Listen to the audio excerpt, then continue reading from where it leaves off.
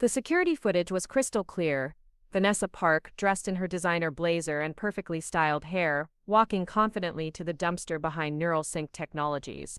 She glanced around once, twice, then lifted the lid and tossed something inside with casual indifference. What she didn't know was that the small, seemingly worthless pendant she'd just discarded would become the key that unlocked a federal investigation leading straight back to her. Before we jump back in, tell us where you're tuning in from, and if this story touches you, make sure you're subscribed, because tomorrow, I've saved something extra special for you. I watched this footage 3 months later, sitting in a sterile FBI conference room, as Agent Torres paused the video and looked at me with something between admiration and concern. The woman on the screen had no idea that her careless disposal of what she assumed was cheap jewelry would expose a web of corporate espionage worth millions of dollars.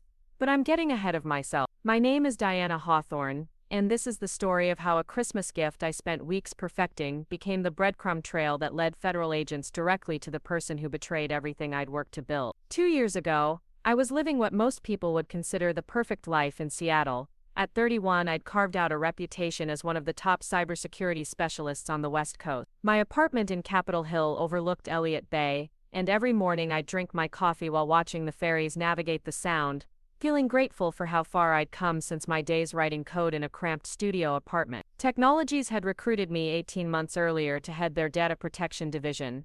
The company was developing revolutionary neural interface software that could translate brain signals into digital commands. The potential applications were limitless, from helping paralyzed patients control computers with their thoughts to creating immersive virtual reality experiences that felt completely real. But with such groundbreaking technology came enormous security risks. My job was to ensure that our innovations stayed protected from corporate rivals and foreign governments who would pay astronomical sums for access to our research. The work was challenging and fulfilling, but what made those early months truly special was Marcus Reed. He joined NeuralSync around the same time I did, brought in as the lead software architect. Marcus was brilliant, charming, and shared my passion for pushing technological boundaries. We spent countless late nights in the office, debugging code and discussing the ethical implications of neural interface technology over takeout containers and energy drinks. Our relationship evolved naturally from colleagues to partners, both professionally and personally. Marcus understood the intricacies of my work in ways that previous boyfriends never had.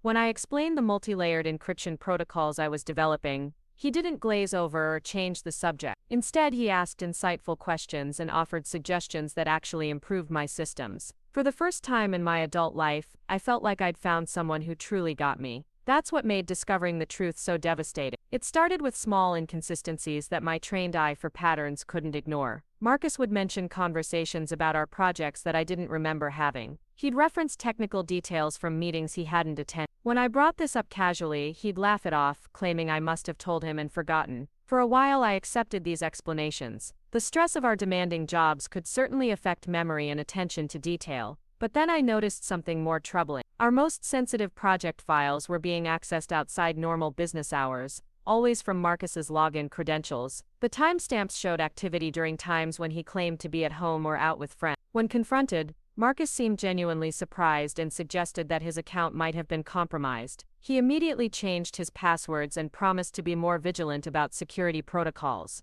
The breakthrough came during a routine security audit 3 months later. While reviewing access logs, I discovered a pattern of data transfers that made my blood run cold. Someone had been systematically copying our most classified research and routing it through an encrypted pathway that led to an external server. The technique was sophisticated, designed to look like routine system backups to anyone who wasn't specifically looking for unauthorized data movement. What made this discovery particularly painful was recognizing the encryption method being used. It was a modified version of a technique Marcus and I had developed together during our early days at NeuralSync. We'd been so proud of its elegance and effectiveness that we'd submitted it for a company patent. Now that same innovation was being used to steal the very secrets we'd been hired to protect. I spent the next 2 weeks conducting a covert investigation, using every forensic tool at my disposal to trace the data theft. The trail led to a shell company registered in the Cayman Islands, but the real destination was clear: Chronotech Industries, NeuralSync's biggest competitor. They'd been struggling to develop their own neural interface technology and had fallen years behind our research timeline. The evidence was overwhelming, but I needed to understand the full scope of the operation before taking action. Corporate espionage cases required meticulous documentation to ensure successful prosecution. I began secretly recording conversations, saving screenshots of incriminating files, and building a comprehensive timeline of the theft. Every instinct told me to confront Marcus immediately, but my professional training demanded patience and thoroughness. During this investigation, I discovered that Marcus wasn't working alone. Vanessa Park, who'd recently joined our marketing department, had been providing him with access to executive briefings and strategic planning documents. Their relationship appeared to be purely professional on the surface, but encrypted messages I managed to decrypt revealed a different story. They were coordinating their activities through an elaborate system of coded communications, timing their data collection to avoid detection by our security monitoring system. Vanessa was 26, ambitious, and had quickly gained the trust of senior management with her innovative marketing strategies and infectious enthusiasm for the company's mission. She had the kind of charismatic personality that made people want to share information with her, even when they probably shouldn't. What I initially interpreted as genuine interest in our technology was actually calculated intelligence gathering. The personal betrayal hurt more than the professional one. Marcus and I had talked about our future together, made plans for a vacation to New Zealand, even looked at apartments we might rent together, all while he was systematically dismantling the work that represented years of my career and expertise. The cognitive dissonance was almost unbearable. How could someone spend intimate moments discussing dreams and aspirations while simultaneously plotting to destroy everything you'd built? As December approached, I realized I needed to accelerate my timeline. Chronotech was preparing to announce a major breakthrough that looked suspiciously similar to our neural interface design. If they managed to bring a product to market using our stolen research, the damage to NeuralSync would be catastrophic. We'd lose not just our competitive advantage, but potentially millions in development costs and future revenue. That's when I conceived the plan that would ultimately bring down the entire operation. The idea came to me during a particularly frustrating evening of analyzing network logs. I was sitting in my apartment, surrounded by printouts and empty coffee cups, when I noticed the pendant hanging around my neck. It was a piece my sister Claire had given me for my birthday, a simple silver design embedded with what looked like decorative circuitry pattern. She'd found it at a local artisan fair and thought the tech-inspired aesthetic would appeal to me. As I absent-mindedly traced the etched lines with my finger, I realized they formed a pattern similar to the circuit diagrams I'd been studying. That's when the inspiration struck. What if I could create a piece of jewelry that looked decorative but actually contained functional technology, something that appeared to be a thoughtful gift but served a much more strategic purpose? I spent the next 3 weeks designing and fabricating a custom pendant that would serve as both a Christmas present and a sophisticated surveillance device. The base was crafted from brushed titanium, chosen for its durability and ability to house electronic components without interfering with their function. The surface featured an intricate engraving that appeared to be purely aesthetic, but actually contained microscopic QR codes, readable only by specialized scanners. The real innovation was hidden inside the pendant's core. I embedded a miniaturized GPS tracking chip, so small it was virtually undetectable even with close examination. The device was powered by a kinetic energy harvester that would keep it functional as long as it experienced regular movement. More importantly, I programmed it to broadcast a unique identifier that would trigger alerts if it came within range of any electronic device configured to monitor for its signal. But the pendant's most crucial feature was invisible to the naked eye. Using a technique I'd developed for watermarking digital files, I laser-etched microscopic serial numbers across the entire surface. These numbers, when scanned and decoded, would reveal a detailed log of every file that had been stolen from our servers, complete with timestamps, access credentials, and destination IP addresses. Essentially, I was creating a physical manifestation of the digital evidence I'd been collecting. The engraving process took nearly 40 hours, working in my apartment's spare bedroom that I'd converted into a makeshift electronics lab. Every number had to be positioned precisely to avoid affecting the pendant's structural integrity while ensuring the information could be recovered by forensic analysis. I worked mostly at night, using specialized equipment I'd borrowed from NeuralSync's prototyping lab under the guise of a personal project. The finished pendant was beautiful in its simplicity. To anyone who didn't know its true purpose, it looked like an expensive but unremarkable piece of jewelry. The titanium surface had been polished to a subtle matte finish that complemented the engraved pattern perfectly. I'd even included a delicate chain that matched the pendant's aesthetic, making it look like something that belonged in an upscale jewelry boutique. Creating the documentation that would accompany the pendant required equal attention to detail. I needed to establish a clear chain of custody that would hold up in federal court while appearing completely innocent to anyone who might intercept or examine the record. I photographed every step of the fabrication process, maintaining detailed logs of materials used, time spent, and techniques employed. The cover story I developed was simple but believable. I would tell Marcus and anyone else who asked that I'd commissioned the pendant from a local artisan as a Christmas gift for Vanessa. The story played into the office dynamic perfectly, as everyone knew Vanessa had complimented my jewelry choices on several occasions. It would seem natural for me to want to give her something special for the holidays, especially since we've been working closely on several projects. I also prepared backup documentation that would support this narrative if questioned. I created fake receipts from a fictional jewelry designer, complete with business cards and a basic website that would pass casual inspection. I even went so far as to establish a brief email correspondence with this imaginary artisan, discussing design preferences and timeline requirements. Every detail was crafted to withstand scrutiny while concealing the pendant's true purpose. The psychological aspect of the plan was perhaps the most challenging element to execute. I needed to present the gift in a way that would virtually guarantee Vanessa would dispose of it quickly,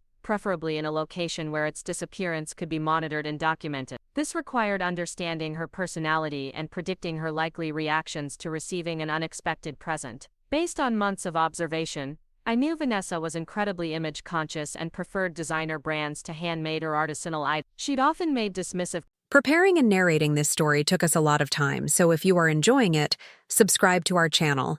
It means a lot to us. Now back to the story.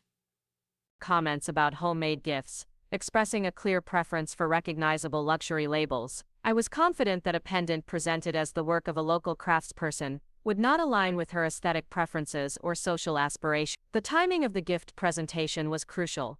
I needed to choose a moment when Vanessa would feel comfortable disposing of the pendant without worrying about offending me or creating workplace tension. The office Christmas party seemed like the perfect opportunity. In the festive chaos of gift exchanges and holiday celebrations, one small present would likely be forgotten quickly, especially if the recipient didn't particularly value it. I spent considerable time rehearsing the presentation, practicing the exact words I would use and anticipating possible responses. The key was to appear genuinely thoughtful while subtly communicating that I wouldn't be offended if the gift wasn't to her taste. I planned to mention that I knew her style preferences might be different from mine, giving her implicit permission to dispose of the pendant without guilt or social obligation. The week before the Christmas party, I finalized my preparations by coordinating with the security company that monitored NeuralSync's dumpsters and waste collection areas. Under the pretext of updating our waste disposal security protocols, I arranged for additional cameras to be installed in locations where employees might discard personal items. I also ensured that the FBI contacts I'd been cultivating throughout my investigation would be ready to respond quickly if the pendant's tracking system activated.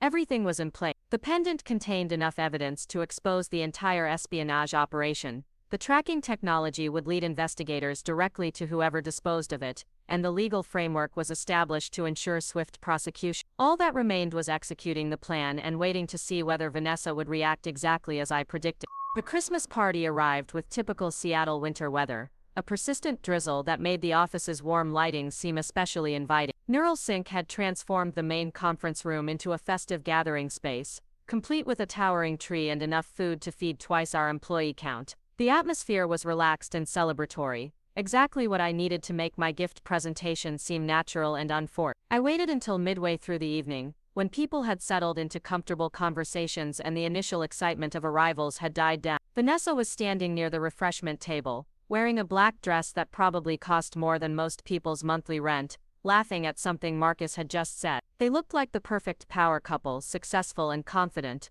completely unaware that their carefully constructed deception was about to crumble. I approached them with the small wrapped box containing the pendant, my heart racing despite my outward calm. This was the moment everything hinged on. If Vanessa reacted differently than anticipated, if she decided to keep the pendant or pass it along to someone else, months of preparation would be wasted and the evidence might never reach the authority. Vanessa, I said, interrupting their conversation with a warm smile, I have something for you. I know we don't usually exchange gifts at work, but I saw this and immediately thought of you. I handed her the elegantly wrapped box, complete with a ribbon that matched her dress. The presentation was flawless, designed to make the moment feel spontaneous rather than calculated. Her surprise seemed genuine as she accepted the gift, probably because personal presents between colleagues were relatively uncommon at NeuralSync. She unwrapped it carefully, maintaining the kind of polite enthusiasm that people display when receiving unexpected gifts from acquaintances. When she opened the box and saw the pendant nestled in its silk lining, her expression shifted subtly from curiosity to something that looked like disappointment.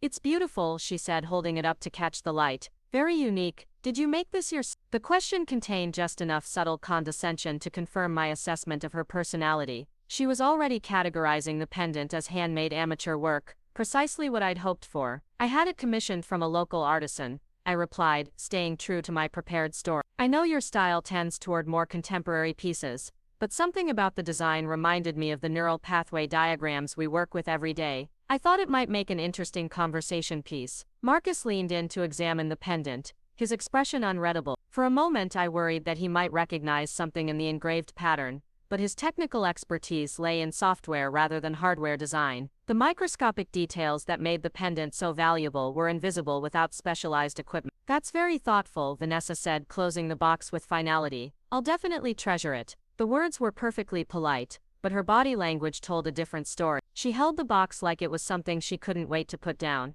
and I noticed her glance toward Marcus with a look that seemed to say, help me end this conversation. I made some casual small talk for a few more minutes, then excused myself to mingle with other colleagues. The hardest part was over. I'd successfully delivered the pendant and established my role as the thoughtful gift giver who wouldn't be monitoring what happened to her present. Now I just had to wait and see whether Vanessa would behave as predictably as I anticipated. The rest of the evening passed in a blur of forced normalcy. I made conversation with coworkers, sampled the catered food, and even participated in the traditional white elephant gift exchange that had become an office tradition. All the while I was acutely aware of Vanessa's location and behavior, watching for signs of what she planned to do with the pendant. My patience was rewarded just before the party ended. As people began gathering their coats and saying their goodbyes, I noticed Vanessa discreetly slip away from the main group. She'd left the pendant's box on a side table near the refreshments, apparently hoping someone else would dispose of it or that it would be forgotten in the post-party cleanup. But that wasn't the end I needed.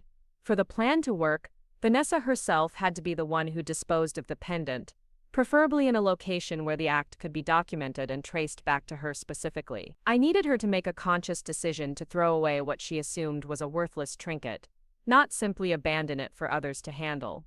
As the party wound down and people began leaving, I made a point of approaching the refreshment table where the pendant box sat abandoned. "Oh, Vanessa," I called out loudly enough for several people to hear, "you forgot your gift." I picked up the box and handed it to her with a smile that I hoped conveyed mild concern rather than any deeper agenda. She accepted it with obvious reluctance, probably realizing that abandoning it so publicly would seem rude and ungrateful. "Thank you," she said, slipping the box into her purse. "I'm still getting used to carrying a smaller bag with this dress. I would have been so upset if I'd lost it." Perfect. Now the pendant was in her possession, and she'd been forced to acknowledge ownership in front of witnesses. Whatever happened next would be entirely her choice, but I was confident that someone with her personality wouldn't keep something she clearly didn't value. The only question was when and where she would choose to dispose of it. The next morning brought an unexpected development that accelerated my timeline considerably. I arrived at the office to find Marcus pacing nervously in the break room, clutching his phone with white knuckles. His usual confident demeanor had been replaced by something I'd never seen before, genuine panic. "Diana," he said, approaching me with forced casualness, "have you heard anything about increased security audits? Someone from corporate called this morning asking about unusual network activity." His voice carried a tremor that he was trying unsuccessfully to hide. I poured myself coffee, maintaining the picture of innocent concern while my mind raced through the implications. Marcus's anxiety could only mean one thing. Chronotech was pressuring their inside sources to accelerate the data transfer timeline. My investigation had been more successful than I'd realized, and the corporate espionage network was beginning to feel the heat. "No, nothing unusual," I replied, stirring cream into my mug with deliberate slowness. "But you know how paranoid the executives get around product launch cycles. They probably want to double-check everything before the quarterly board meeting." The lie came easily, designed to provide Marcus with a plausible explanation that might calm his nerves temporarily, but his agitation only seemed to increase. Throughout the day, I watched him make several hushed phone calls, always stepping away from his desk and speaking in voices too low to overhear. During our usual lunch break, instead of joining the group that typically gathered in the cafeteria, he disappeared entirely for nearly 2 hours. When he returned, his shirt was wrinkled and there were stress lines around his eyes that hadn't been there that morning. Vanessa's behavior was equally telling, though she handled the pressure with more finesse than Marcus. She maintained her usual cheerful exterior during meetings and casual conversations, But I noticed her checking her phone obsessively and excusing herself from the office multiple times throughout the day. Each absence lasted exactly long enough for someone to make a secure phone call or send encrypted messages without risking interception by corporate monitoring systems. The tension in the office was palpable, though most of our colleagues attributed it to the typical pre-holiday stress that affected everyone in the tech industry. Project deadlines were looming, vacation schedules needed to be coordinated, and the pressure to complete major initiatives before the year-end break created a natural explanation for anyone acting unusually anxious or distracted. By Wednesday afternoon, I realized that waiting for Vanessa to dispose of the pendant naturally might take longer than I could afford. The corporate espionage operation was clearly entering a critical phase, and I needed to apply subtle pressure that would encourage her to act more quickly. The solution came to me during a routine team meeting, where Vanessa was presenting marketing projections for the next quarter. As she clicked through her presentation slides, I noticed that she was wearing the same expensive earrings she'd had on at the Christmas party, along with a designer watch that probably cost more than my monthly rent. But there was no sign of the pendant anywhere. She'd chosen her jewelry carefully, selecting pieces that projected success and sophistication while completely ignoring the gift I'd given her just 2 days earlier. After the meeting, I approached her desk with what I hoped appeared to be casual interest. "That's a gorgeous necklace," I said, gesturing toward the delicate gold chain she was wearing. "It complements your earrings perfectly. Very elegant." The compliment was genuine, but it served a strategic purpose by drawing attention to her jewelry choice. "Thank you," she replied, automatically reaching up to touch the chain. "It was a gift from my sister for landing this job. She has excellent taste." The pride in her voice was unmistakable, and I could see the contrast she was drawing between jewelry she valued and the pendant she clearly didn't. "I've been thinking about updating my own jewelry collection," I continued, maintaining the conversational tone while carefully steering toward my objective. "I realize I tend to stick with pieces that are more artistic than fashionable. Sometimes I wonder if handmade items just don't have the same impact as designer pieces." Her expression shifted slightly, and I could see the moment of recognition as she connected my comment to the pendant I'd given her. "Well, different styles work for different people," she said diplomatically, but her discomfort was obvious. "I think the key is wearing pieces that make you feel confident." "You're absolutely right," I agree. "I suppose that's why some gifts end up forgotten in jewelry boxes while others become everyday favorites. It's all about finding what resonates with your personal aesthetic." The message was clear. I wouldn't be offended if she chose not to wear or keep the pendant I'd given her. The relief on her face was immediate and unmistakable. I'd essentially given her permission to dispose of the gift without worrying about hurt feelings or workplace awkwardness. "Exactly," she said, her voice brightening considerably. "The thought behind a gift is what matters most, not whether it becomes part of someone's regular rotation." That evening, I activated the enhanced monitoring protocols I'd established for tracking the pendant's location. The GPS chip embedded in its core would transmit location data every 15 minutes to a secure server I'd configured specifically for this purpose. More importantly, if the pendant was subjected to the kind of rough handling typical of garbage disposal, the shock sensors would trigger an immediate alert system that would notify me within minutes. I also double-checked the forensic documentation that would support the federal investigation once the pendant was recovered. Every piece of evidence I'd collected over the past months had been meticulously organized and cross-referenced, creating a comprehensive picture of the corporate espionage operation that would be impossible for defense attorneys to dispute or dismiss. The stolen files were categorized by sensitivity level, date of theft, and ultimate destination within Chronotech's network infrastructure. I traced the money trail from the Cayman Islands shell company back to specific accounts that could be linked directly to Marcus and Vanessa through their digital footprints. Even their encrypted communications had been preserved and decoded, providing a clear timeline of their collaboration and planning. What made this evidence particularly damning was its completeness. Corporate espionage cases often failed in court because prosecutors could only prove partial theft or demonstrate circumstantial connections between suspects and stolen data. My documentation eliminated those weaknesses by providing direct proof of who had stolen what, when the theft occurred, how the data was transmitted, and where it ultimately ended up. The pendant itself would serve as the final piece of this evidentiary puzzle. Its microscopic serial numbers contained hash codes that corresponded to specific stolen files, creating an unbreakable link between the physical object and the digital crime. When federal investigators analyzed its surface using the specialized scanning equipment I'd specify in my report,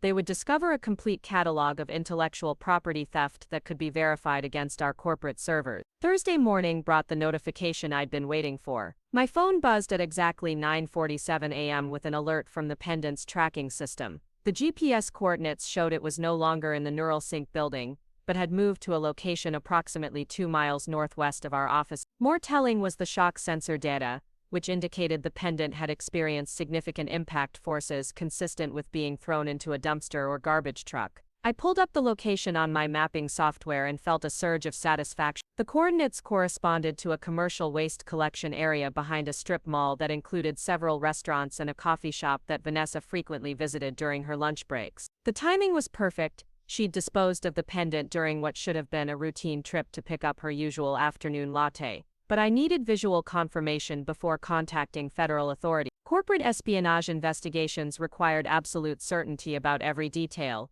and I couldn't afford to make accusations based solely on electronic monitoring data. I needed photographic evidence that would place Vanessa at the disposal location at the specific time the pendant's sensors had recorded the impact. During my lunch break, I drove to the strip mall and located the dumpster area behind the coffee shop. The pendant's signal was strong, confirming that it was somewhere in the immediate vicinity. I spent nearly an hour searching through the contents of several large containers before finally locating the small jewelry box I'd used to present the gift. It was wedged between food containers and coffee cups, exactly where someone would toss something they wanted to get rid of quickly and permanently. The pendant was still inside the box, its titanium surface unmarked despite its rough treatment. I photographed everything exactly as I'd found it, documenting the disposal location, the condition of the box and pendant, and the surrounding trash that would help establish the timeline. I even collected samples of coffee cup lids that bore the timestamp printing from the shop's point-of-sale system, providing additional evidence about when the disposal had occurred. But the real breakthrough came when I checked the strip mall's security camera system. As a cybersecurity professional, I knew that most commercial establishments maintained surveillance footage for at least 72 hours before overwriting their storage system. I approached the coffee shop manager with a carefully crafted story about looking for a lost family heirloom that might have been accidentally discarded, providing just enough detail to seem credible without revealing the true nature of my investigation. The manager was sympathetic and allowed me to review the previous day's footage from their exterior cameras. At 1:23 p.m. on Thursday afternoon, the recording clearly showed Vanessa's distinctive BMW pulling into the parking lot. The camera angle captured her walking to the dumpster area, glancing around to ensure she wasn't being observed, then lifting the lid and tossing something inside before returning to her car and driving away. The visual evidence was perfect. Not only did it place Vanessa at the location at the exact time the pendant's sensors had recorded its disposal, but it also demonstrated the deliberate and secretive nature of her actions. This wasn't someone accidentally dropping something or disposing of trash in the normal course of their day. This was clearly someone intentionally getting rid of something they didn't want found or connected back to them. I copied the relevant footage to a secure drive and prepared my comprehensive report for federal authorities. The document included detailed technical specifications for the pendant's embedded technology, step-by-step instructions for recovering and analyzing the microscopic serial numbers, and a complete timeline linking the physical evidence to the broader corporate espionage investigation. Friday morning, I placed the call that would set the final phase of my plan in motion. Agent Rebecca Torres of the FBI's Seattle field office had been my primary contact throughout the preliminary stages of the investigation. She specialized in corporate crime and had expressed considerable interest in the evidence I'd been developing about the NeuralSync data theft. Agent Torres, this is Diana Hawthorne, I said when she answered her direct line. I have significant developments in the NeuralSync case we've been discussing. The physical evidence we talked about has been deployed and recovered, and I have visual confirmation of the disposal by one of our primary suspects. Her response was immediate and professional. Can you be here within the hour? I'll need to see everything you have and start coordinating with our digital forensics team. The urgency in her voice told me she understood the importance of acting quickly before the suspects realized their operation had been compromised. I arrived at the FBI field office with 2 large briefcases containing printed documentation, digital storage devices, and the pendant itself carefully preserved in an evidence bag that maintained the chain of custody I'd established from the moment of recovery. Agent Torres had assembled a team of specialists including computer forensics experts, financial investigators, and attorneys who would handle the prosecution phase of the case. The briefing lasted nearly 4 hours as I walked the team through every aspect of the investigation, from the initial discovery of unauthorized data access to the sophisticated tracking technology embedded in the pendant. The federal investigators were particularly impressed by the completeness of the evidence and the innovative approach of using physical objects to document digital crimes. "This is exceptional work," Agent Torres said as we concluded the brief. "The level of detail and the chain of evidence you've established will make this case nearly impossible to defend against.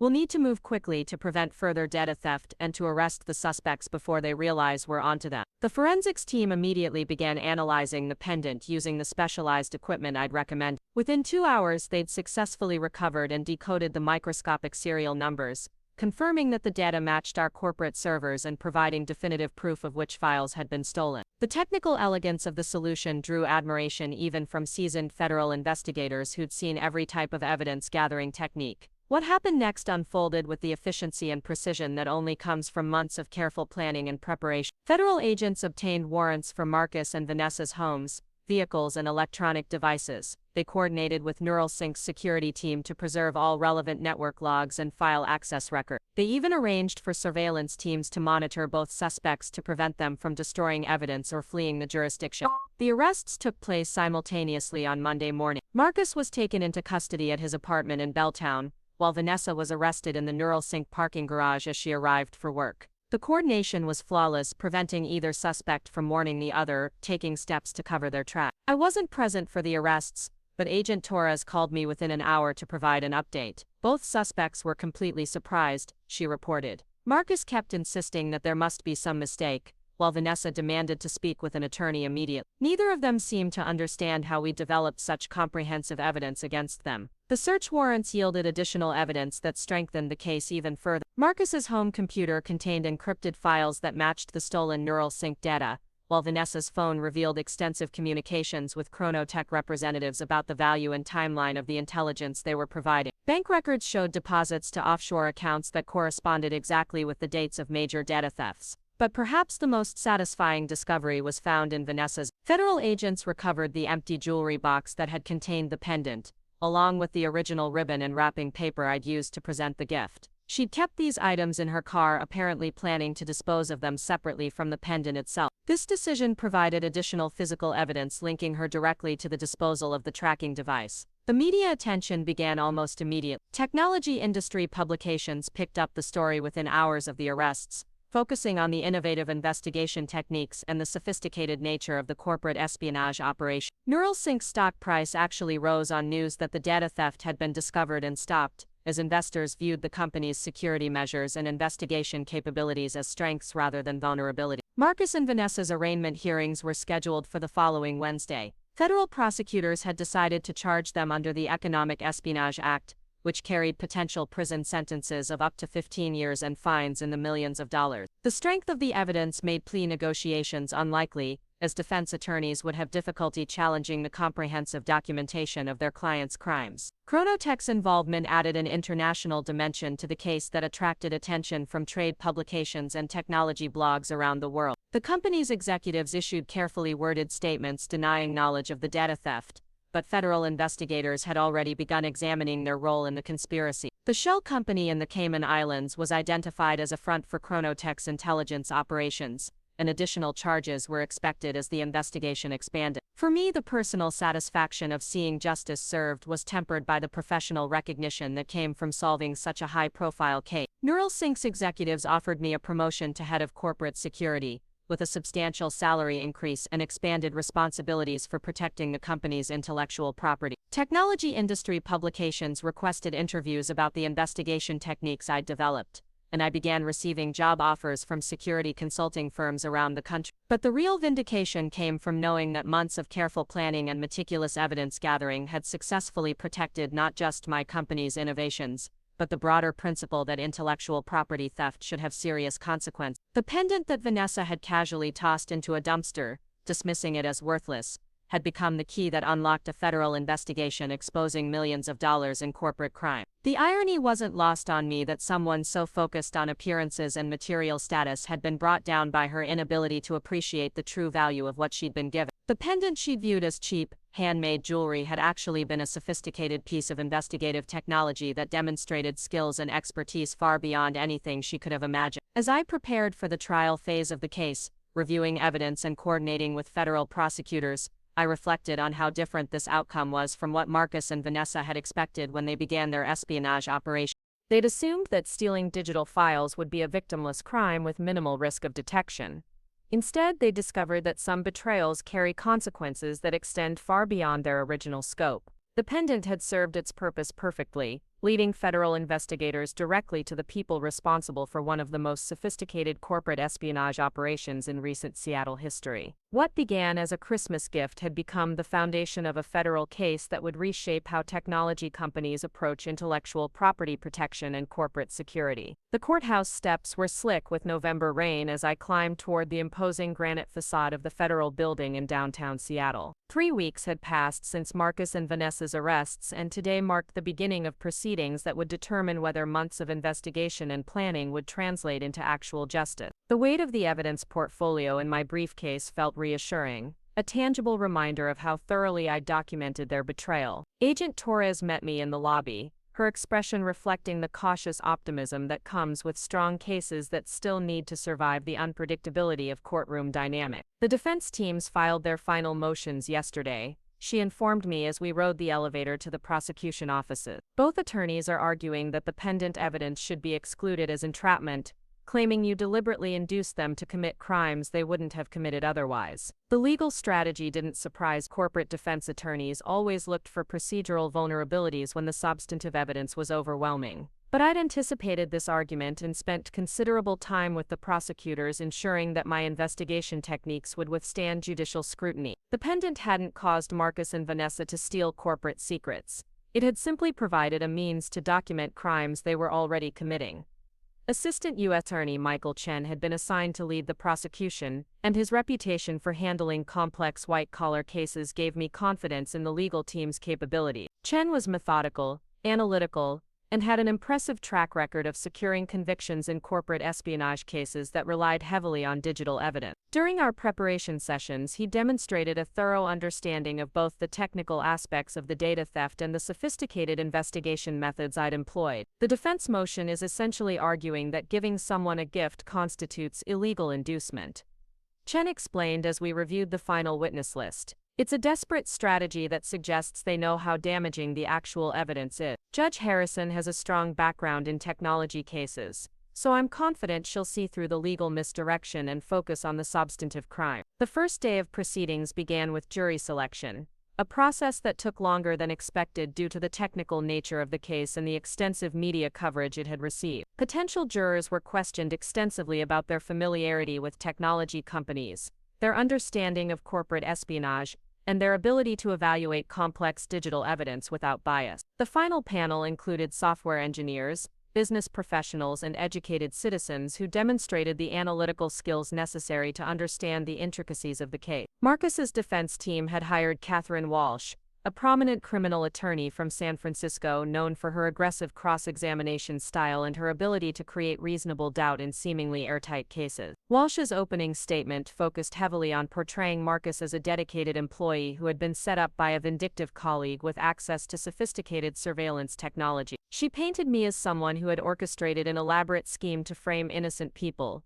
using my technical expertise to manufacture evidence of crimes that never actually occurred. Ladies and gentlemen of the jury, Walsh began, pacing confidently in front of the panel, this case is not about corporate espionage or stolen trade secrets. This is about a woman who used her position of trust and her advanced technical knowledge to destroy the careers and reputations of colleagues who had done nothing wrong. Diana Hawthorne will try to convince you that she was protecting her company's interests, but the evidence will show that she was actually pursuing a personal vendetta against people she perceived as threats to her professional status. The opening was skillfully crafted to shift focus away from the mountain of evidence documenting actual data theft and toward my motivations for investigating that theft. Walsh was essentially arguing that the crimes were real but that I had committed them myself to frame Marcus and Vanessa. It was a bold strategy that required the jury to believe I had constructed an elaborate deception involving federal investigators, corporate executives, and forensic experts. Vanessa's attorney,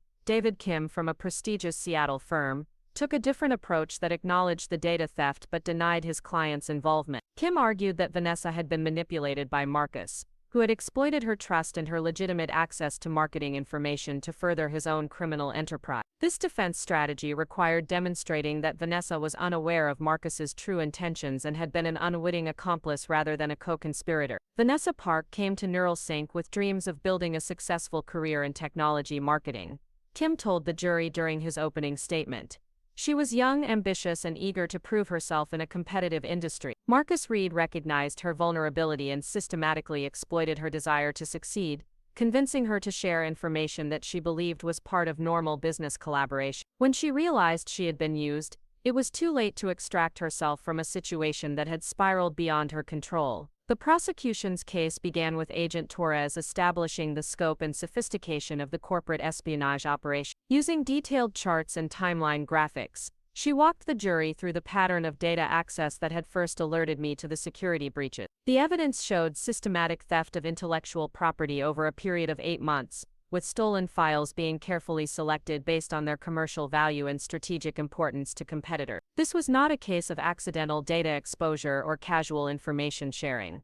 Torres testified, the defendants engaged in a carefully planned and executed operation to steal some of the most valuable trade secrets in the neural interface industry. They covered their tracks using sophisticated encryption techniques, routed stolen data through offshore servers, and coordinated their activities to avoid detection by standard security monitoring systems. The technical evidence was presented through a series of expert witnesses who explained the digital forensics analysis that had traced the data theft from NeuralSync's servers to Chronotech's development facilities. Network security specialists demonstrated how the stolen files had been accessed, copied, and transmitted using techniques that required insider knowledge of our security protocol. Financial investigators showed the money trail from Chronotech through the Cayman Islands shell company to accounts controlled by Marcus and Vanessa. But the most compelling testimony came from Chronotech employees who had been granted immunity in exchange for their cooperation with the federal investigation. Lisa Rodriguez, a senior engineer at Chronotech,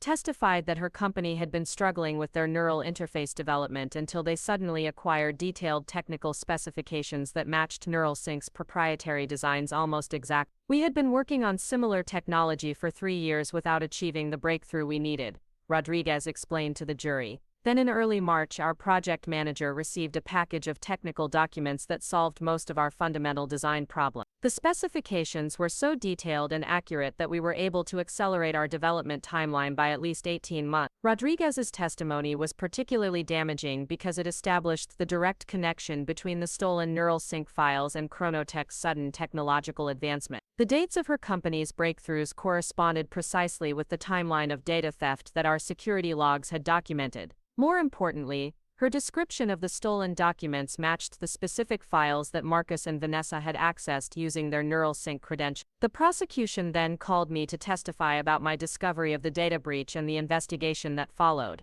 Chen had prepared me extensively for this moment, anticipating that the defense would try to portray me as someone who had exceeded the bounds of legitimate security investigation. My testimony needed to demonstrate that every step I'd taken was both legally justified and professionally appropriate. When I first noticed the unusual network access patterns, my primary concern was protecting NeuralSync's intellectual property, I explained to the jury. Corporate espionage is a serious threat in the technology industry, and companies invest millions of dollars in security measures to prevent the kind of theft we were experiencing. My investigation followed standard digital forensics protocols, and I coordinated with law enforcement as soon as I had sufficient evidence to support federal prosecution. The defense team's cross-examination strategies became clear during my testimony. Walsh focused relentlessly on the pendant, trying to establish that I had somehow entrapped Marcus and Vanessa by giving Vanessa a gift that contained surveillance technology. She repeatedly suggested that my actions constituted illegal surveillance and that the evidence derived from the pendant should be excluded from consideration. Ms. Hawthorne, isn't it true that you deliberately created a device designed to spy on my client and his colleague? Walsh demanded during a particularly intense exchange. You embedded tracking technology in what appeared to be an innocent Christmas gift,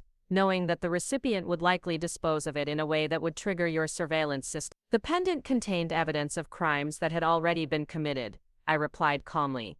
The tracking technology simply documented where it was disposed of and by whom. The defendant's decision to throw it away demonstrated their knowledge that it came from someone they had been deceiving and betraying. Kim's cross-examination took a different approach, focusing on Vanessa's lack of technical expertise and her limited understanding of the data she had been sharing with Marcus. He tried to establish that she had been manipulated by someone with superior knowledge of corporate espionage techniques, making her a victim rather than a perpetrator of the scheme. Ms. Hawthorne, would you agree that someone in marketing would not necessarily understand the technical significance of the documents they were sharing? Kim asked.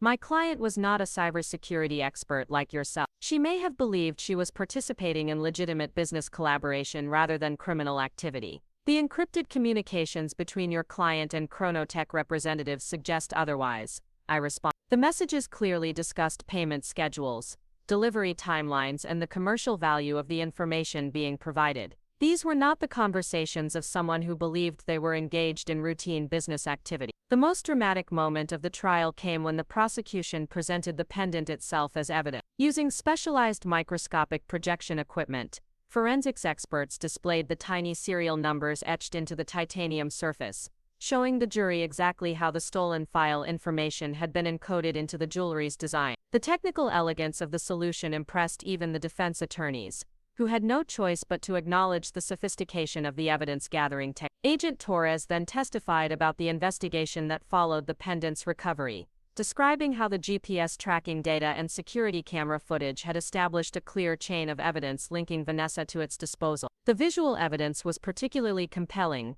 showing Vanessa's deliberate and secretive behavior as she threw away what she assumed was worthless jewelry. The defendant's actions were not those of someone disposing of an unwanted gift in a normal manner, Torres explained to the jury. She drove to a location away from her usual routes, checked to ensure she wasn't being observed, and disposed of the pendant in a way that suggested she wanted it to disappear permanently. This behavior is consistent with someone who understood that the gift came from a person they had been deceiving. The prosecution's final witness was Dr. Jennifer Walsh, NeuralSync's chief technology officer, who testified about the commercial value of the stolen intellectual property and the competitive damage the theft had caused to the company. Walsh explained that the neural interface designs represented 5 years of research and development, with an estimated value exceeding $20 million in development costs and projected revenue. The theft of our proprietary technology gave our competitors access to innovations that would have taken them years to develop independently, Walsh testified. The commercial impact extends beyond immediate financial losses to include the long-term erosion of our competitive advantage in a rapidly evolving market. The defense phase of the trial began with Marcus taking the stand in his own defense,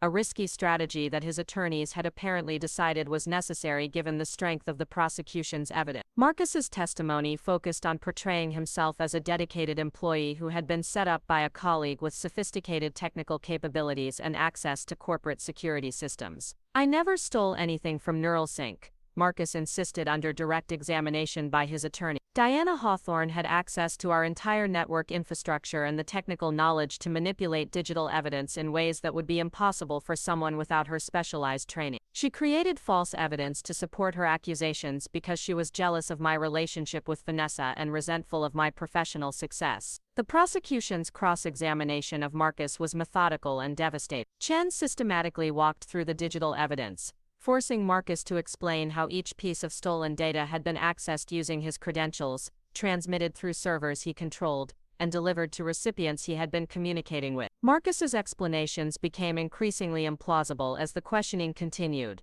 requiring the jury to believe in an elaborate conspiracy involving multiple federal agencies and forensic experts. Mr. Reed, are you asking this jury to believe that Ms. Hawthorne somehow manipulated the banking records showing payments from Chronotech to your offshore accounts? Chen asked. Are you suggesting that she also fabricated the testimony of Chronotech employees who confirmed receiving stolen NeuralSync data? Marcus's answers revealed the weakness of his defense strategy. He was essentially claiming that every piece of evidence against him had been manufactured by someone with unlimited access to corporate and government systems, while providing no plausible explanation for how such an elaborate deception could have been orchestrated without detection. Vanessa's testimony followed a different script, acknowledging her communications with Chronotech representatives while claiming she had been unaware of their criminal nature. Kim had coached her to present herself as someone who had been manipulated by Marcus's superior knowledge and experience, making decisions based on incomplete information about the true nature of their activities. I trusted Marcus completely, Vanessa testified, tears streaming down her face as she addressed the jury. He told me that sharing marketing information with potential partners was normal business practice. I didn't understand that what we were doing was illegal until it was too late to extract myself from the situation. But Vanessa's credibility was undermined by the prosecution's presentation of her encrypted messages, which demonstrated detailed knowledge of the commercial espionage operation and clear awareness of its illegal nature. Chen's cross-examination focused particularly on messages where she had discussed payment amounts, delivery schedules, and strategies for avoiding detection by NeuralSync security systems. Ms. Park, in this message dated April 15, you wrote to your Chronotech contact, the latest neural pathway algorithms are worth at least $2 million in development savings. Make sure the payment reflects their true value, Chen read to the jury. Does this sound like someone who was unaware they were engaged in commercial espionage? The defense's expert witnesses attempted to challenge the digital forensics evidence,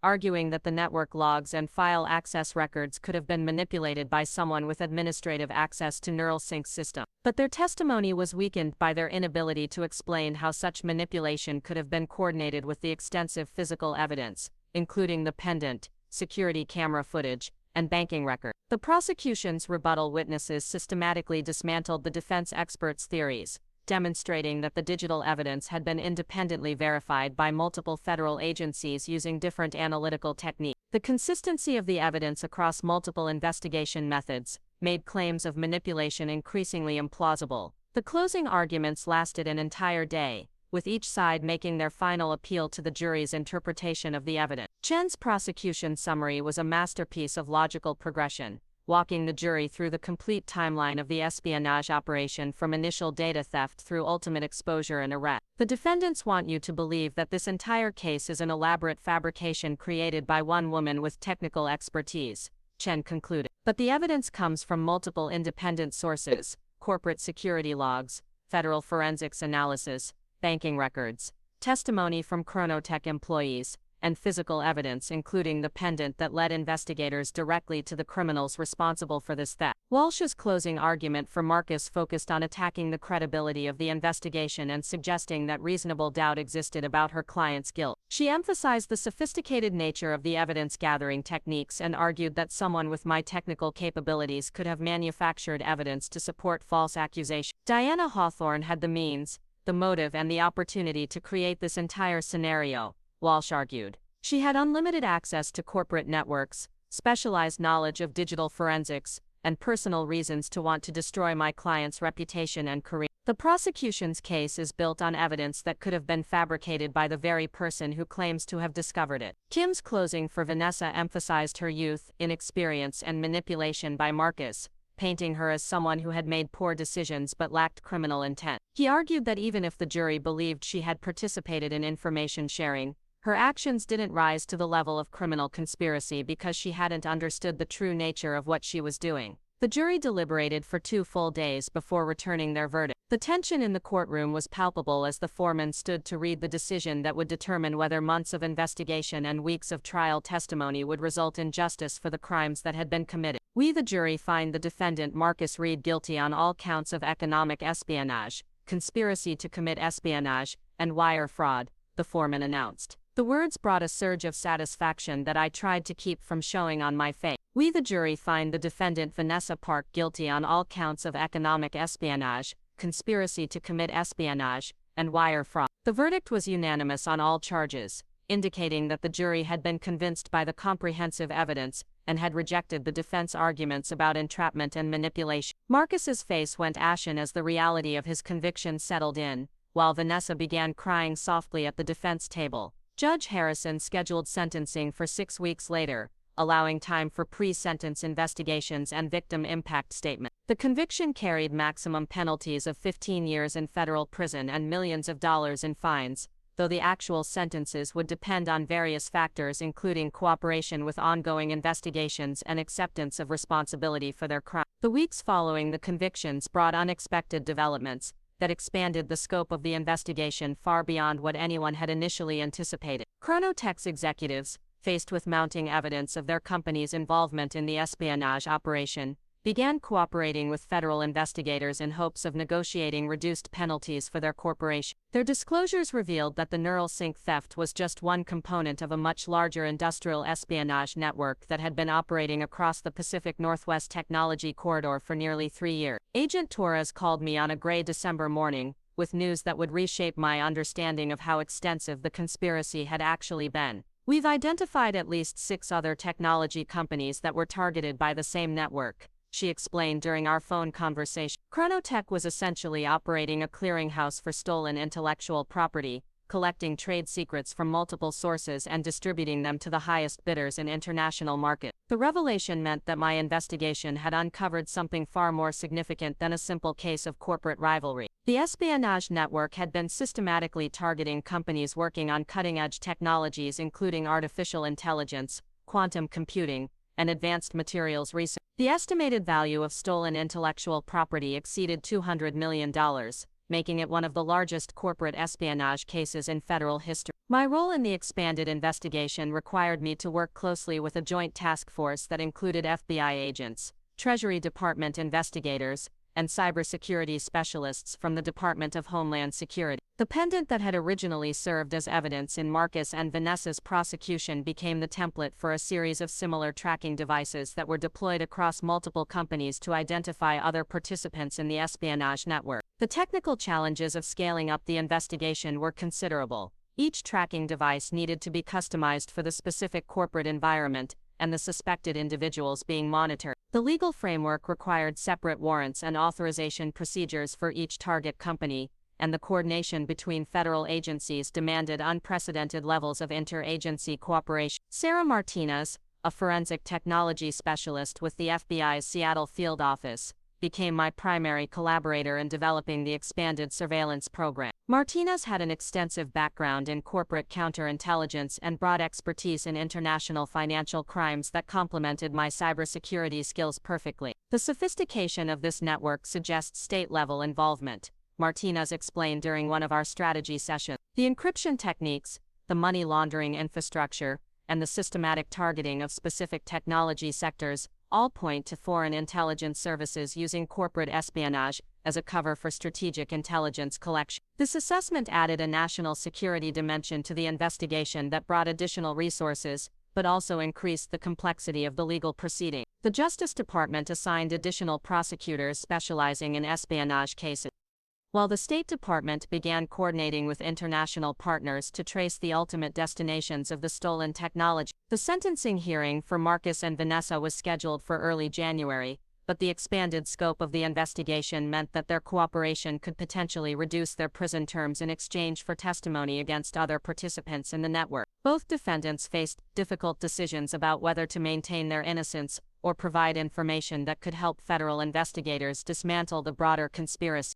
Marcus's attorney, Catherine Walsh, approached the prosecution team with a plea agreement proposal that would require her client to provide detailed information about his recruitment process, his contacts within Chronotech, and his knowledge of other individuals involved in similar operations. The potential cooperation was particularly valuable because Marcus had been operating within the espionage network longer than initially realized, with evidence suggesting his involvement predated his employment at NeuralSync. My client is prepared to accept responsibility for his actions and provide comprehensive assistance to federal investigators, Walsh informed the court during a pre-sentencing conference. He recognizes the severity of the crimes he committed and wants to help ensure that others involved in this network face appropriate consequences for their actions. Vanessa's situation was more complicated because her role appeared to have been more limited and her recruitment more recent. Kim argued that his client had been exploited by more experienced operatives and deserved consideration as someone who had been manipulated rather than as a willing participant in a long-term conspiracy. The cooperation agreements required both defendants to undergo extensive debriefing sessions with federal investigators, during which they would be questioned about every aspect of their involvement in the espionage operation. These sessions were conducted under oath and recorded, creating official testimony that could be used in future prosecutions if additional participants were identified and charged. My involvement in these debriefing sessions provided insights into how the espionage network had operated and how Marcus and Vanessa had been recruited and managed by their handler. The information was both fascinating and disturbing, revealing a level of sophistication in corporate espionage that exceeded anything I had previously encountered in my cybersecurity career. Marcus's recruitment had begun almost immediately after he joined NeuralSync,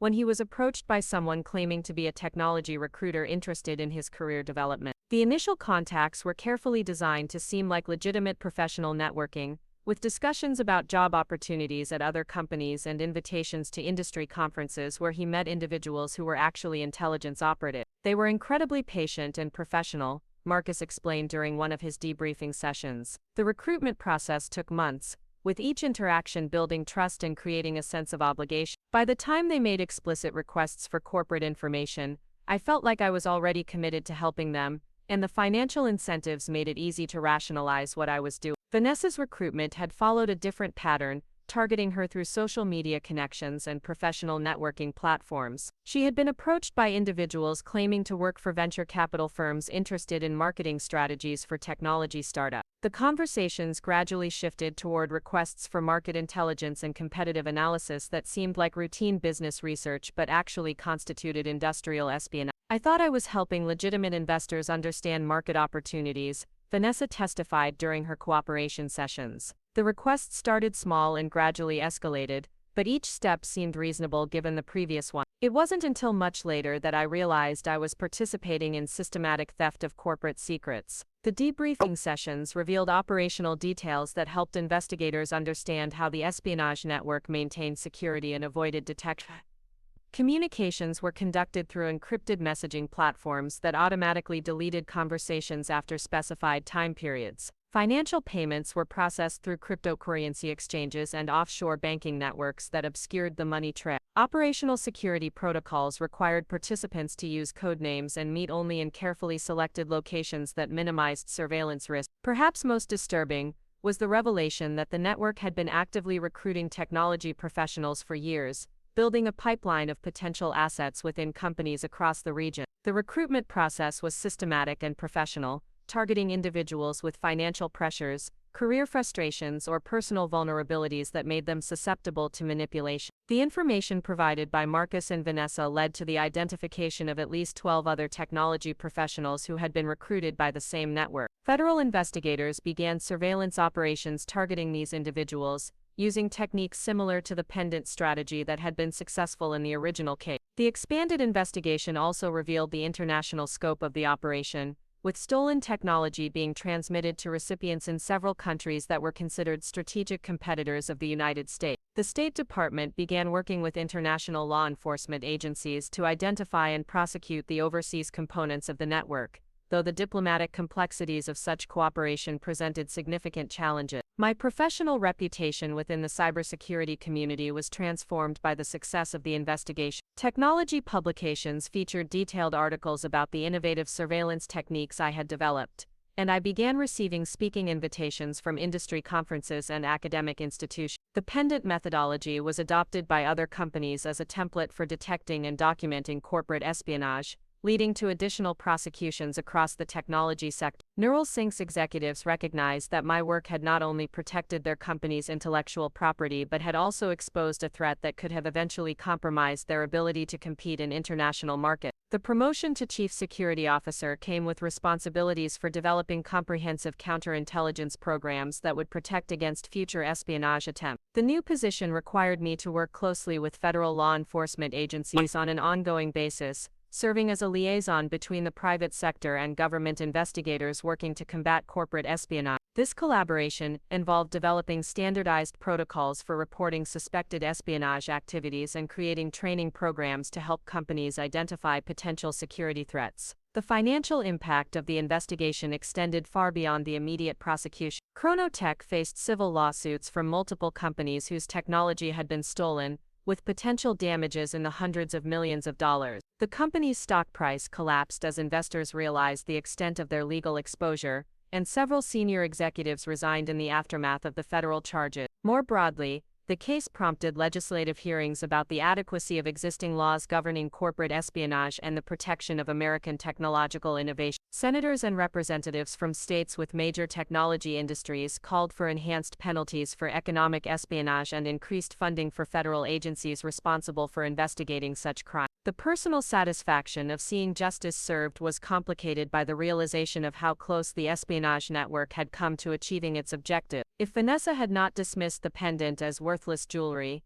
if she had kept it or given it to someone else, the tracking evidence would never have been collected and the broader conspiracy might have continued operating undetected for years. The random nature of her decision to dispose of the pendant highlighted how often major investigations depend on seemingly minor choices made by individuals who don't understand the significance of their action. In this case, Vanessa's materialistic values and her inability to appreciate handmade craftsmanship had become the weakness that exposed an entire criminal enterprise. As the sentencing hearing approached, I prepared a victim impact statement that would explain to the court how the defendant's crimes had affected not only NeuralSync but the broader technology industry and national security interests. The statement needed to balance my personal experience of betrayal with the larger implications of corporate espionage for American economic competitiveness. The statement required me to articulate how the theft of intellectual property undermines the innovation incentives that drive technological progress, potentially slowing the development of breakthrough technologies that could benefit society. It also needed to address the national security implications of allowing foreign intelligence services to systematically acquire American technological capabilities through corporate espionage networks. Writing the statement forced me to confront the emotional impact of the betrayal I had experienced from Marcus, someone I had trusted both professionally and personally. The discovery that our relationship had been compromised by his criminal activities had left psychological scars that extended beyond the immediate professional consequence. Rebuilding trust in future relationships, both personal and professional, would require time and careful evaluation of people's motivations and character. The media attention surrounding the case had also created unexpected challenges in my personal life. Technology journalists regularly contacted me for interviews and updates about the investigation, while cybersecurity companies tried to recruit me with increasingly lucrative offers. The professional recognition was gratifying, but it also meant that privacy and anonymity were no longer possible in my career. The expanded investigation continued to generate new leads and potential prosecutions as federal investigators followed the information provided by cooperating defendants. Each new discovery reinforced the significance of the original pendant strategy and validated the months of careful planning that had made the prosecutions possible. Agent Torres kept me informed about the progress of related investigations, including efforts to trace the international recipients of stolen technology and to identify additional companies that had been targeted by the espionage network. The scope of the operation continued to expand as more evidence was analyzed and more cooperating witnesses provided information about the network's activities. The technological innovations that had made the pendant strategy successful were being adapted for use in other counterintelligence operations, creating a new category of investigative tools that combine traditional surveillance techniques with cutting-edge miniaturization and tracking technology. The Federal Bureau of Investigation was developing standardized protocols for deploying such devices in corporate espionage investigations, using my work as the foundation for broader program development. The academic community also took notice of the investigation techniques, with several universities requesting permission to use the case as a teaching example in their cybersecurity and criminal justice program. The combination of technical innovation, legal strategy, and psychological manipulation that had characterized the investigation provided rich material for studying the intersection of technology and law enforcement. As January approached and the sentencing hearing drew near, I reflected on how dramatically my life had changed since that December morning when I first discovered the unusual network access patterns that had triggered the investigation. What began as a routine security audit had evolved into a federal case that exposed an international espionage network and fundamentally altered my understanding of the threats facing American technology companies. The pendant that had started as an expression of creative problem-solving had become a symbol of how traditional investigative techniques could be enhanced by technological innovation. Its success had demonstrated that effective counterintelligence required not just technical expertise but also psychological insight into how criminals think and behave when they believe they are operating undetected. The approaching sentencing would mark the conclusion of the original case but also the beginning of a new phase in my career focused on developing comprehensive defenses against corporate espionage. The lessons learned from the investigation would inform security protocols at technology companies across the country,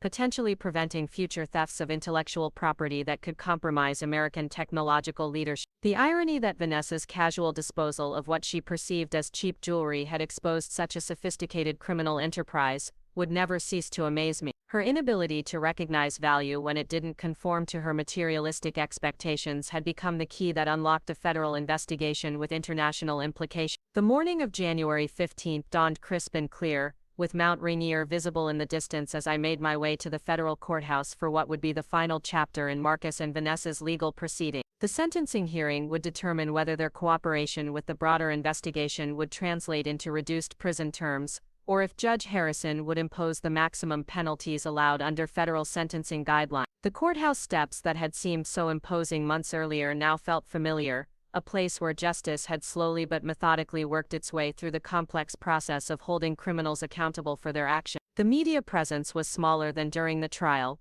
but several technology journalists were present to document the conclusion of what many considered a landmark case in corporate espionage prosecution. Inside the courtroom, the atmosphere was subdued and formal. Marcus sat at the defense table wearing a navy suit that couldn't disguise the weight loss and stress lines that months of legal proceedings had etched into his face. Vanessa appeared composed but fragile, her usual confidence replaced by the resignation of someone who had finally grasped the full consequences of her choices. Judge Harrison entered promptly at 9 o'clock, and the proceedings began with the prosecution's sentencing recommendation. Assistant U.S. Attorney Chen addressed the court with the measured tone of someone who had successfully navigated one of the most complex corporate espionage cases in recent federal history. Your Honor, the defendants' crimes represent a fundamental betrayal of the trust placed in them by their employer and a serious threat to American technological leadership, Chen began. However, their cooperation with the ongoing investigation has provided valuable intelligence that has helped federal agencies identify and disrupt a much larger espionage network. We recommend sentences that reflect both the severity of their crimes and the significance of their assistance to national security interests. The prosecution recommended 12 years for Marcus and 8 years for Vanessa,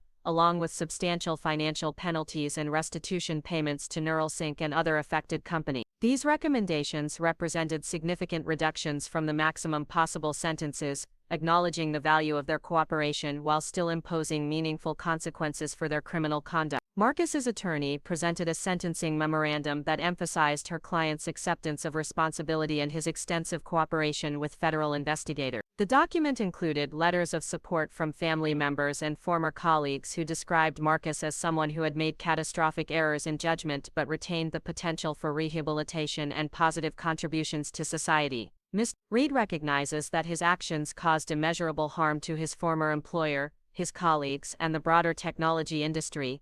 Walsh argued. His cooperation with federal investigators has required him to confront the full extent of the criminal network he became involved with, and he is committed to continuing that cooperation for as long as it remains useful to law enforcement agencies. The victim impact statements provided a powerful counterpoint to the defense's arguments for leniency. NeuralSync's CEO testified about the company's losses, both financial and competitive, resulting from the theft of their most valuable intellectual property. Other technology executives whose companies had been targeted by the broader espionage network described the ongoing security costs and competitive disadvantages they faced as a result of the defendant's crime. My own victim impact statement focused on the personal betrayal I had experienced and the broader implications of corporate espionage for technological innovation. Standing at the podium facing Judge Harrison, I felt the weight of representing not just my own experience but the interests of everyone whose work had been compromised by the defendant's criminal activity. Your Honor, the defendant's actions represent more than theft of corporate information, I told the court. They undermine the fundamental trust that enables collaboration and innovation in the technology industry. The months of investigation required to expose their crimes diverted resources from productive research and development, while the ongoing security measures needed to prevent similar thefts continue to impose costs on companies throughout the sector. I explained how the psychological impact of discovering that a trusted colleague and romantic partner had been systematically betraying both professional and personal confidences, had affected my ability to form relationships and trust others. The violation extended beyond the immediate criminal acts to encompass a broader destruction of the security and certainty that most people take for granted in their professional and personal lives. The pendant that ultimately led to their exposure was created because traditional security measures had proven inadequate against their sophisticated deception, I continued. The fact that such extraordinary measures were necessary demonstrates how thoroughly they had compromised the normal safeguards that protect intellectual property and maintain professional trust. Judge Harrison listened attentively to all the statements before addressing the defendants directly. She asked Marcus to stand and explain his understanding of the impact his crimes had caused,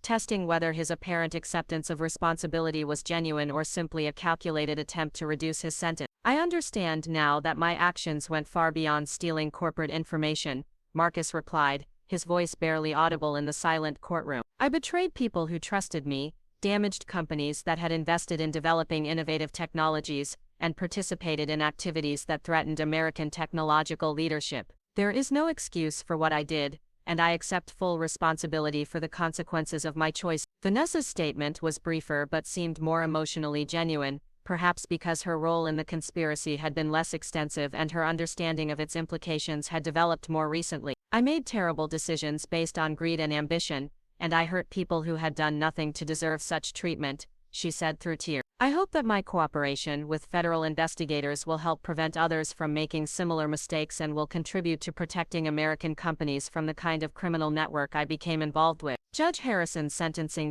decision reflected careful consideration of both the severity of the crimes and the value of the defendant's cooperation with ongoing investigation. She sentenced Marcus to 10 years in federal prison, acknowledging his more extensive role in the conspiracy while crediting his comprehensive assistance to law enforcement. Vanessa received 6 years, with recognition that her recruitment had been more recent and her understanding of the network's full scope had been more limited. The financial penalties were substantial, requiring both defendants to forfeit all proceeds from their criminal activities and to pay restitution to the companies whose intellectual property had been stolen. The amounts reflected not just the immediate value of the stolen information, but also the competitive damages and security costs that resulted from their crime. These sentences reflect the serious nature of economic espionage and its impact on American technological competitiveness, Judge Harrison explained. However, they also recognize that the defendant's cooperation has provided valuable intelligence that will help protect other companies from similar attacks and will contribute to the prosecution of additional participants in this criminal network. The conclusion of the sentencing hearing marked the end of the original case, but the broader investigation continued under federal coordination that extended far beyond the Seattle region. The information provided by Marcus and Vanessa had led to arrests in 3 other states, with additional prosecutions expected as investigators followed the leads generated by their cooperation. Agent Torres approached me after the hearing concluded, providing an update on the expanded investigation that demonstrated how significant the original case had become in terms of national security implications. The network we've uncovered appears to have been operating for at least 5 years, with estimated damages in excess of $500 million, she informed me. Your pendant strategy has become the template for similar operations across the country, and we're seeing success in cases that might never have been solved using traditional investigative techniques. The technological innovations that had made the pendant successful were being refined and adapted for use in other contexts, creating new capabilities for law enforcement agencies investigating complex white-collar crime. The miniaturization technology, tracking systems and evidence encoding techniques were being incorporated into a range of investigative tools that could be deployed in various criminal contexts. My career had been transformed by the success of the investigation,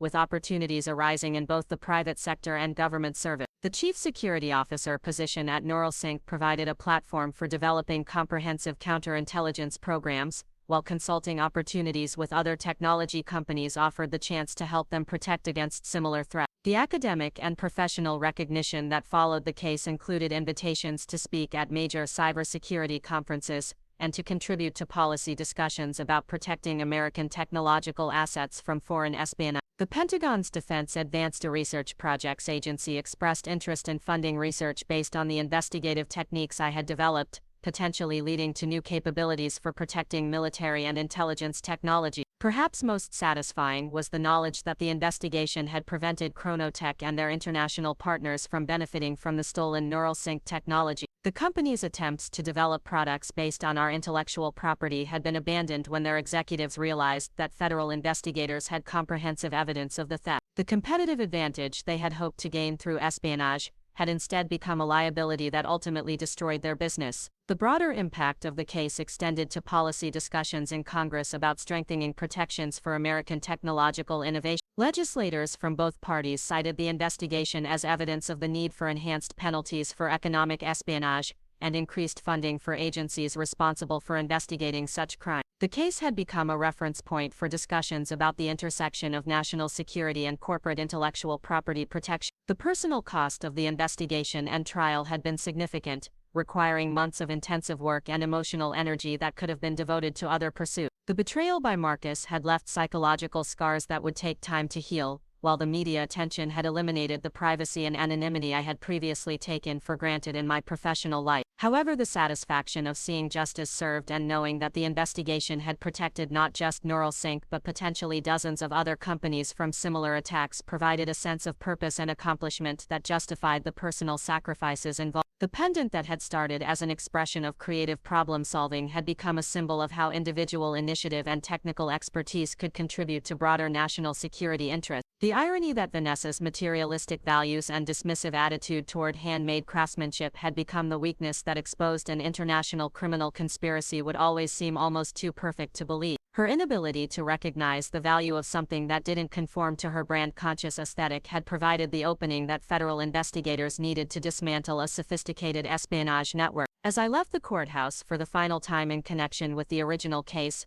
I reflected on how much had changed since that December morning when I had first noticed unusual network activity on NeuralSync's servers. What had begun as a routine security investigation had evolved into a federal prosecution that exposed threats to American technological leadership and created new capabilities for protecting corporate intellectual property. The pendant technique was already being adopted by other security professionals, creating a new category of investigative tools that combine traditional surveillance methods with cutting-edge technology. The success of the approach had demonstrated that effective counterintelligence required not just technical expertise but also psychological insight into criminal behavior and creative thinking about how to document complex crime. The months ahead would bring new challenges as I worked to develop comprehensive security programs that could protect against increasingly sophisticated espionage threats. The experience with Marcus and Vanessa had taught me that the greatest dangers often came from trusted insiders rather than external attackers, requiring security approaches that balanced protection against threats with maintenance of the collaborative environment that enabled innovation. The technology industry's response to the case had been swift and comprehensive, with companies across the sector implementing enhanced security measures and employee screening procedures designed to identify potential insider threats. The investigation had served as a wake-up call about the vulnerability of American technological assets to systematic theft by foreign intelligence services and their corporate partners. 6 months later, I received a letter from Marcus in federal prison,